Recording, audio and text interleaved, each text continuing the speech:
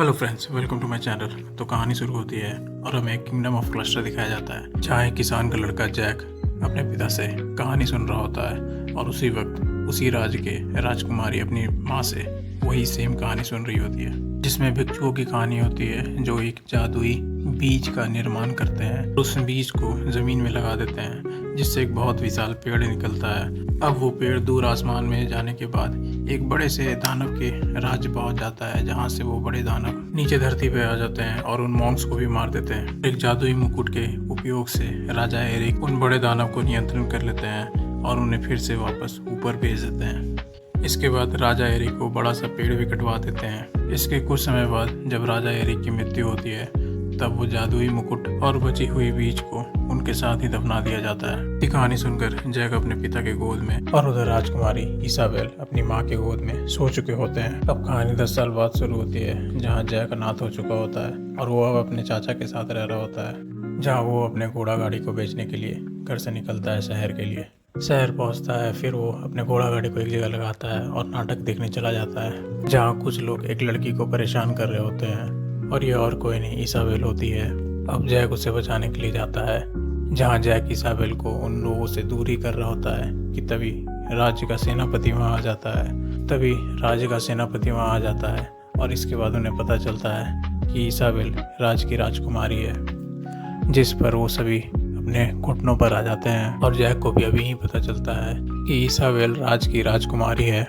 अब इसाबेल सेनापति के घोड़े पर बैठकर वहां से चली जाती है। फिर जैक भी उस नाटक से बाहर निकलता है, जहां उसके घोड़ा गाड़ी का घोड़ा होता है पर कोई गाड़ी लेकर भाग चुका होता है। अब वो निराश होकर घर जाने को मजबूर हो जाता है। फिर सीन शिफ्ट होता है और हमें लॉर्ड रॉड्रिक्स को दिखाया जाता है, जो कि सेकंड कमांडर होता है उस राज्य के राजा ब्रमवेल का।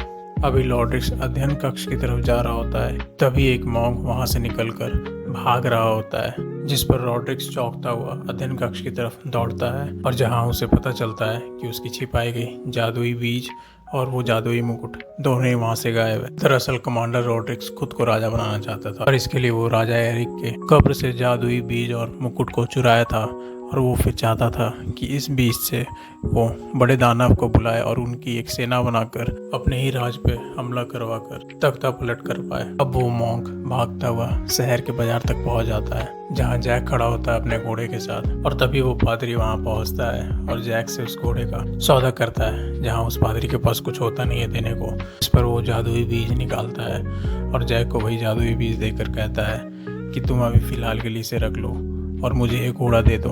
उधर कमांडर रॉड्रिक्स अपने सेना को आदेश देता है कि पूरे शहर को बंद कर दिया जाए और उस पादरी को ढूंढा जाए, जिसके पास कमांडर रॉड्रिक्स का चुराया गया एक सामान भी है। और पूरी सेना उस बाजार तक पहुंचती है और ये देखकर पादरी उससे धक्का देकर वो घोड़ा छीन लेता है और वहां से घोड़े पर भागने लगता है और पूरी सेना उस पर हमला कर देती है और वो पादरी पकड़ा जाता है। अब जैक उन्हीं बीजों को लेकर अपने घर चला जाता है। उधर इसाबेल को राजा ब्रमवेल के सामने लाया जाता है, जहां उसके पिता ब्रमवेल उसे डांट रहे होते हैं बिना बताए भागने के लिए, और इसाबेल को डांटते हुए कहते हैं कि तुम्हारी शादी कमांडर रॉड्रिक्स से ही होगी।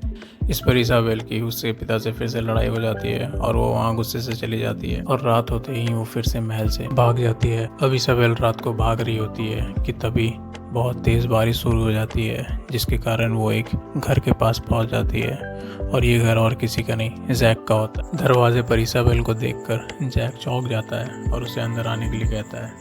वो अंदर आकर टेबल पर बैठती ही है कि वहाँ टेबल पर रखा जादुई बीज में से एक बीज घर के नीचे चला जाता है और बारिश के पानी से गीला होने लगता है, जिसके कारण उसमें से पेड़ पनपने लगता है। और घर के ऊपर जैक और इसाबेल बात ही कर रहे होते हैं कि तभी वो पेड़ तुरंत ही बहुत ज़्यादा बड़ा हो जाता है, घर का फर्श फाड़ता हुआ ऊपर निकल जाता है और इस झटके से जैक बाहर फेंका जाता है और इसाबेल उसी घर में फंसी रह जाती है, जो घर पेड़ के साथ ही ऊपर चला जाता है। बाहर झटके से गिरने के कारण जैक वहीं बेहोश हो जाता है और उसकी आंख बिल्कुल सुबह ही खुलती है और जैसे ही वो सुबह उठता है उसके आसपास शाही सेना होती है और महाराज भी वहाँ खड़े होते हैं और महाराज जैक से अपनी बेटी इसाबेल के बारे में पूछते हैं, तो वो बताता है कि वो उसके घर पर आई थी। इस पर राजा ब्रमवेल पूछते हैं कि और तुम्हारा घर कहाँ है, जिस पर जैक ऊपर की तरफ इशारा करते हुए कहता है कि वो उस पेड़ के साथ ही ऊपर चला गया। राजा अपने सेनापति एलमोंट को आदेश देता है वो ऊपर जाकर उसकी बेटी इसाबेल को नीचे लेकर आए।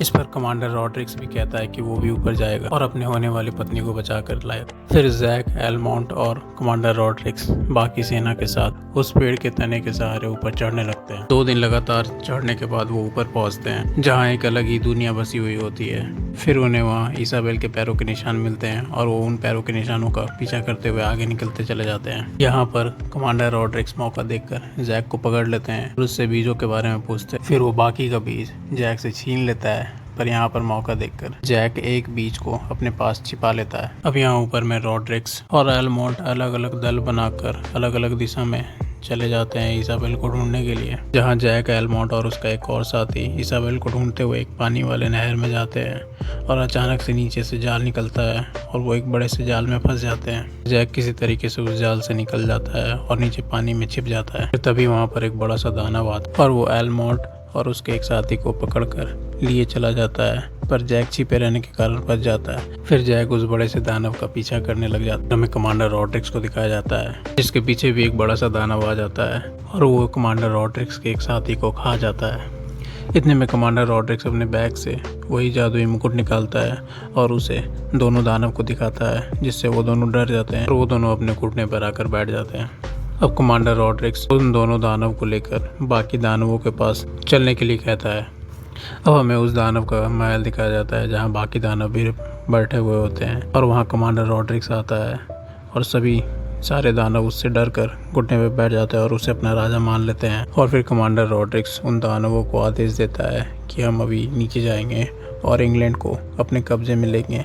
इसके बाद उसके आसपास के सभी राज्यों को और उसके बाद सारे बड़े राज्यों को जीत लेंगे। ये सारी बातें सुनकर इसाबेल और एलमोंट को उसकी असली नीयत का पता चलता है, जिस पर कमांडर रॉड्रिक्स इन दोनों को पकाने का आदेश देता है बाकी दानवों को। अब एक दानव एलमोंट और इसाबेल को लेकर रसोई घर की तरफ चला जाता है और फिर यहीं पर जैक भी पहुंच जाता है उनका पीछा करते हुए। फिर जैक रसोई में मौका देखकर उस बड़े से दानव को मार देता है और एलमोंट और इसाबेल को बचा लेता है। जैक इसाबेल और एलमोंट को बाहर निकलने का रास्ता बताता है। फिर वो तीनों वहाँ से निकल जाते हैं, पर जैसे ही वो अंतिम छोर पर पहुंचते हैं उन्हें ऐसा दानव मिलता है उस जगह का रखवाली कर रहा होता है और जैक एक मधुमक्खी का छत्ता लेकर आता है और वो रखवाली कर रहे राक्षस के मुकुट में डाल देता है, जिससे वो बिल्कुल ही घबरा जाता है। उसका पैर फिसलने के कारण वो सीधा नीचे जमीन की तरफ गिरने लग जाता है। इसके बाद जैक, एलमोंट और इसाबेल वहाँ से जाने लग जाते हैं, जिस पर एलमोंट उन दोनों को कहता है कि तुम दोनों जाओ, मैं कमांडर रॉड्रिक्स का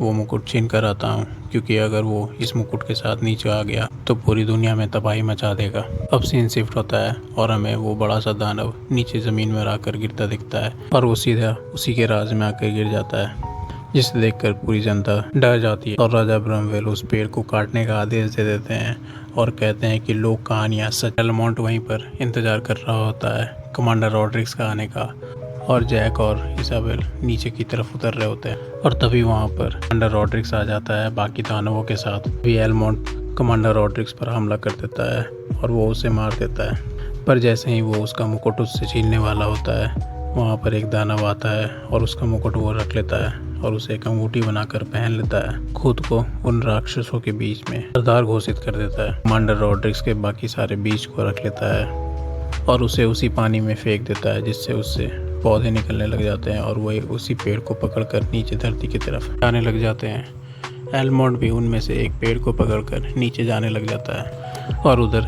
जैक इसाबेल को लेकर नीचे पहुंच जाता है, जिसे देखकर राजा बहुत ज़्यादा खुश होता है और उसे इनाम देता है। फिर इसाबेल जैक का धन्यवाद करती है और फिर जैक अपने घर की तरफ जाने लग जाता है और उसे तभी ही आसमान में बड़े दानव फिर से दिखने लगते हैं, जिसे देखकर वो चौंक जाता है और वो फिर से महल की तरफ भागने लगता है। उधर एलमोंट भी नीचे पहुंचकर महल की तरफ जाने लग जाता है। महल पहुंचकर एलमोंट अपने पूरे सेना को तैयार करता है उन बड़े से दानव से लड़ने की। उधर राजा ब्रेथवेट, एलिजाबेथ और जैक के साथ सुरक्षित महल के अंदर आ जाते हैं। पूरे महल की घेराबंदी कर दी जाती है और जैक, एलमोंट दोनों तैयार हो जाते हैं उस बड़े से दानव से लड़ने के लिए। अब यहाँ पर उन दानवों और महल के सेना के बीच में भीषण लड़ाई होती है, जहाँ पर राक्षस जीत रहे होते हैं। अब उन राक्षसों का सरदार किसी तरीके से उस महल में आकर घुस जाता है और इसाबेल के पीछे लग जाता है। अब उसे बचाने जैक वहाँ पर फिर से पहुँच जाता है। एक बड़ी सी कुल्हाड़ी लेकर बड़े से दानव के ऊपर कूद जाता है। और वो दानव दूसरे हाथ से उस जैक को भी पकड़ लेता है। उसके एक हाथ में इसाबेल और दूसरे हाथ में जैक होता है। अब यहाँ पर जैक अपना बचा हुआ एक बीज को निकालता है और उस बड़े से दानव के मुंह में डाल देता है और वहाँ पर पानी मिलने के कारण तुरंत ही वो पेड़ में तब्दील होने लग जाता है। वो दानव उसी पेड़ के नीचे दब कर मर जाता है। जैक उसकी उंगली से वो जादुई मुकुट को निकाल लेता है। बाहर जाकर बाकी दानवों के सामने खड़ा हो जाता है, जिससे उनके सामने वो घुटनों पर आकर बैठ जाता है और सारे दानव जैक को राजा मान लेते हैं। सीन शिफ्ट होता है और हमें जैक को इसाबेल के साथ दिखाया जाता है, जो कि अब दोनों ही शादी कर चुके हैं और दोनों राजा रानी हैं और उनके 2 बच्चे होते हैं, जिन्हें जैक और इसाबेल वही जादुई कहानी दोबारा से बता रहे होते हैं और मूवी यहीं पर ख़त्म होती है।